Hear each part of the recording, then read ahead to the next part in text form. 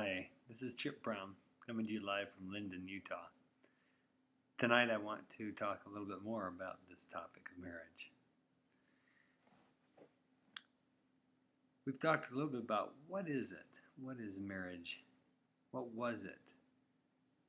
And what does it continue to be? As I mentioned before, I don't believe it's changed. I don't believe it has. It seems like it's changing, but I believe deep down it is fundamentally the same. It hasn't changed. No matter what we are doing today, thinking of it differently or changing it in government rules, and doesn't literally have anything to do with the reality of what it is. That's my belief.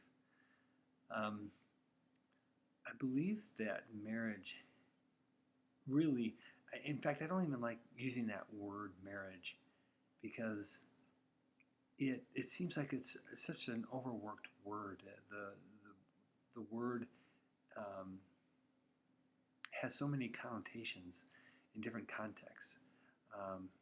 I really kind of want to set it aside just because not because I don't love the word or want to use the word, but more of it's just there's so many implications and different meanings to it, and so I have to come to it like a definition and use a definition of it.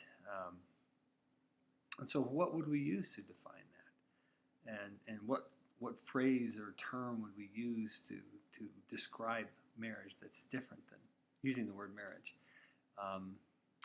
And I think that's important to go there, because I believe gets closer to the fundamental nature of its true nature, the nature of marriage.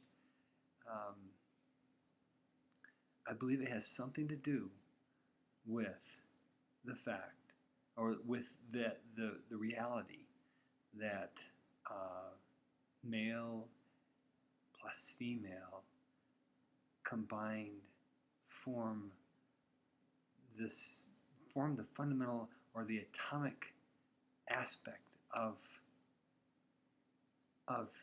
humans. You can't. The male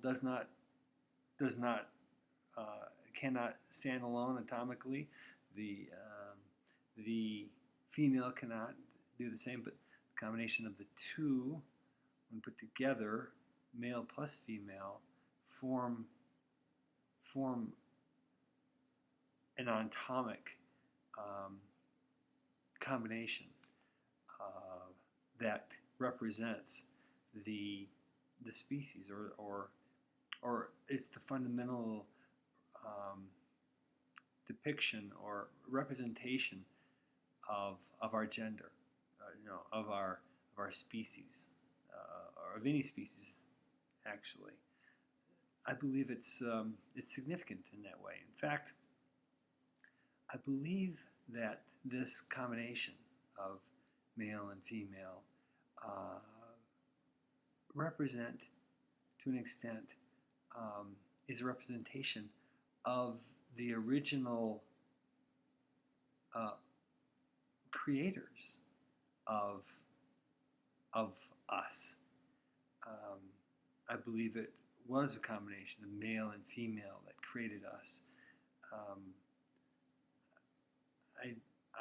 And so I think that this combination that we are forming here on Earth represents is a fundamental, almost a reproduction or a representation of what was necessary to form the first generation, and I'm never going to know exactly what it's like to be female, but all I know is that we are half and half. We aren't a whole. I don't believe we fully represent what created us. I use the word God, and I use that really to describe what created us. I don't believe it's just masculine that created us. I believe it was masculine and feminine that created us, and that we are a descendant of. And so I believe that every generation that takes place is a manifestation, a representation of that original generation that that formed us or that created us. And I don't know when or where, but I do know this, that I have parents, and male and female. In fact, I know that every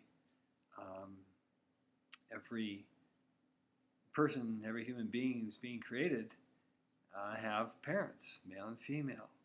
I believe that there's something important, something very, very fundamentally important about that combination of male and female.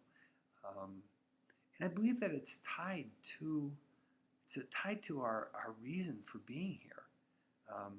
I believe, frankly, that being a male, that I have a sort of responsibility or an accountability to discovering what was the male who created me, and understanding that male, and knowing that male, and modeling that male who created me. And likewise, I believe that it's my wife's responsibility to do the same for the female that was part of the combination that created us. Now, you might think about creation, and I've been talking kind of interchangeably about both about the original creation of our ancestors way back when, and the first male and female here on Earth, and also and then now when I am born into this body, I believe that I have lived prior to this life. I believe that my spirit has existed. As I come into this body, I believe that I have like a spiritual creator, as well as the physical creator of my body here in this life. Likewise, my wife and her spirit, and then her physical creator in this life. So I think fundamentally what I wanted to discuss tonight is, I believe every generation that takes place is a reproduction, a remanifestation of the original generation that took place for us to be here and to be where we are. I think that also I think that there are fundamental needs that each gender has to discover the characteristics and the behaviors and the identity of our original me, being male, the original male creator of me, and then likewise my wife identifying herself with the original female creator of her. Because I believe these are important things for us to do in this life, to think about that, to think about what's going on here, and what we are to become, kind of like the overall view of what we are about, and what this thing we call marriage is about, because that is, I believe, a better definition of marriage. It's the decision of two opposite gendered human beings to become the model of, or to not necessarily become the model, but to reproduce the model of male and female that created them. And I believe that is marriage, the decision to get together and formulate this combination that is necessary to to be a manifestation, a representation of the same combination that created us. Now, I'm interested in your feedback. Interested in if you agree or disagree.